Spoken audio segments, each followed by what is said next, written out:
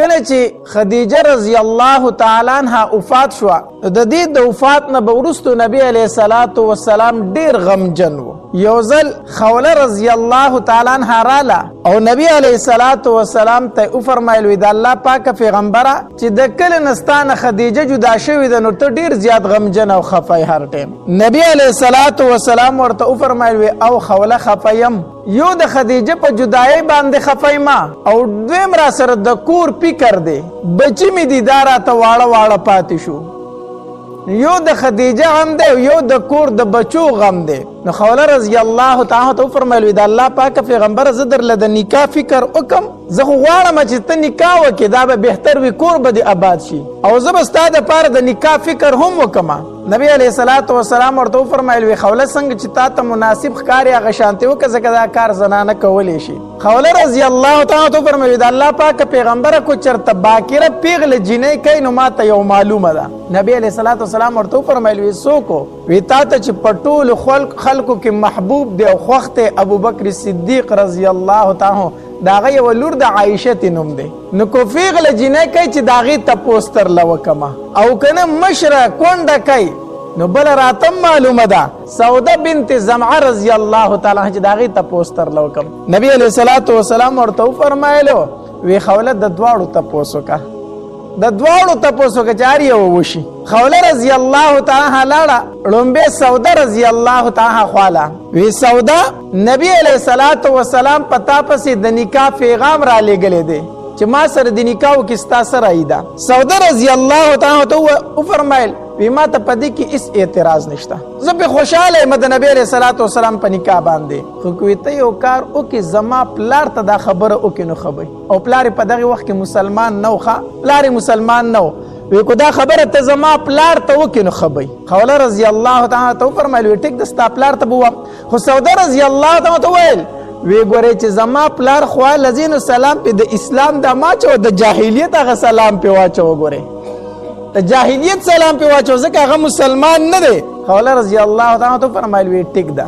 خوله رضی الله تعالی د دې په پلار پسې لاړه او څنګه چې ورننوته نو د جاهلیت سلام یې پې ور واچو وی انعم صباحه سار دې په خیر شه، سلام یې پې ور واچو. هغه ورته وی څوک یې ومې نه پېژندلې وی خوله یمه وی ښه. بیا یې ورته په خیر علي وي په خیر علي راځه راشه کېنه. خوله رضی الله تعالی کېناسته، پلار یې تپوس کوي خوله څنګه رالې؟ وی زه خو دې دپاره رالم ستا لور چې کومه سودا ده هغې پسې نبي علیه الصلاۃ والسلام د نکاح پیغام را لېږلی دی، نو ته څه وایې؟ نو د سودا رضی الله تعالی پلار وفرمایل وی یاره کوم یادی هغه محمد صلی الله علیه وسلم وی او هغه یادومه، هغه پسې پیغام د نکاح را لېږلی دی. ویره ډېر شریف خاندان والا خلک دی، ډېر لوړ خاندان والا خلک دی، ډېر ښه خاندان والا خلک دی. زما په اعتراض نشته دی، خو نه پوهېږم چې زما لور به څه وي سودا چې د هغې رضا به یې او که نه به یي. خوله رضی الله تعالی ته وفرمایل وی اول په هغې پسې تللی وم هغه پې رضا ده، هغه پې رضا ده. وی ټیک دی چې هغه پې رضا ده نو بیا یې نکاح دې وکړي، نکاح دې وکړي. سودا رضی الله تعالی نکاح د نبی علیه الصلاۃ والسلام سره وشوله. چې کله د دې رور خبر شو عبدالله ابن زمعه دا د سودا رضی الله تعالی رور و، چې دا کله عبدالله خبر شو دی مسلمان نه و چې زما خور نکاح وکړه د نبی علیه الصلاۃ والسلام سره، نو خاورې راواغستې او په سر یې واچولې، خاورې په سر واچولې. زه رسوا شومه وی زما خور لاړه او د هغه سره یې نکاح وکړه، زه رسوا شومه، زه بېعزته شومه، زه دا چغې به یې والې. بیا چې کله مسلمان شو د عبدالله ابن زمعه رضی الله تعالی وی ما یو خبره ډېر زیات خفه کوي، ما ډېر زیات یو خبره خفه کوي، دا مې چرې نه یېرېږي. چاته نه تپوس وکړي عبدالله کومه خبره؟ وی کله چې زما خور د نبی علیه الصلاۃ والسلام سره نکاح وکړو زه دومره ناپوه وم چې ما په خپل سر خاورې اچولې، دومره زه جهالت کوم او دومره په ناپوهۍ کوم، ورنه دا زما دپاره څومره د فخر خبره وه چې زما خور د دواړو جهانو د سردار په نکاح کې راله. زما خور امهات المؤمنین کې شمار شوله، د مؤمنانو مور ترې نه جوړه شوله، خو زه دومره نه پوهېدم چې ما په سر باندې خاورې اچولې. نو د سوده رضی الله تعالی عنها نکاح د خدیجه رضی الله تعالی د وفات نه وروسته د نبی علیه الصلاۃ والسلام سره شوې ده، او دا د جسم په اعتبار سره ډیره لوړه او دنګه ښځه وه. دا سوده رضی الله تعالی ښکلی جسم ول الله ورکړی و، لوړه هم وه دنګه هم وه، او د جسم نه موټي هم وه، غټ جسم یې و.